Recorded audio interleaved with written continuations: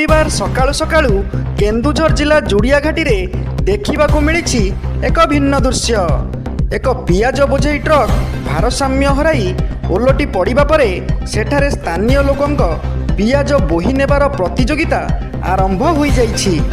सूचना अनुसार आज सकाळु एही पियाज बोझेई ट्रकटी जोड़ियाघाटी देई गति करुथुबा समय रे हठात नियंत्रण हराई रास्ता कड़कू ओलटी पड़िथिला। दुर्घटना परे ट्रक रे थिबा शह शह बस्ता पियाज रास्ता रे बिछाड़ी होई पड़ी रहिथिला। तेबे दुर्घटना स्थल रे उद्धार कार्य करिबा बदल रे स्थानीय लोके पियाज संग्रह करिबारे व्यस्त होई पड़िथिले। जिए जेमिति पारिला बैग बुरा एवं जरी जाकी पियाज बोही नेउतुबार दृश्य देखिबाकू मिलिछि। आज रविवार होइथिबारु प्रायतः समस्तଙ୍କ घरे आमिष रोषेई हेउथुबा बेले बजाररू पियाज किनिबा बदଳରେ ଏହି मागଣା पियाज पाई लोकଙ୍କ ମଧ୍ୟରେ बेस उत्साह देखिबाकू मिलिछि।